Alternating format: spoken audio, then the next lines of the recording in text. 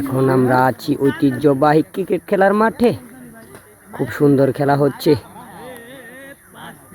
দুটি টি-20 cricket tournament এখানে রয়েছেন। দুটি দলই খুব সুন্দর খেলে থাকেন। প্রথম অর্ধের খেলা প্রায় শেষ, এখন দ্বিতীয় অর্ধের খেলা শুরু হবে। আমরা আপনাদেরকে দেখাতে চাচ্ছি ঐতিহ্যবাহী ক্রিকেট খেলার মাঠ থেকে সরাসরি সম্প্রচার আছি আমি তারেক রহমান, সাথে আছে আজিজ মামা বাগ্নে। আমরা খেলাপ্রেমী মানুষ, মাঠে প্রচুর দর্শক প্রস্তুতি নিচ্ছেন ক্রিকেট খেলার। 112 রানের টার্গেট দিয়ে ফেলেছেন, কিন্তু এখন অপর দল টার্গেট নিয়ে খেলবে, প্রস্তুত নিচ্ছেন। খানা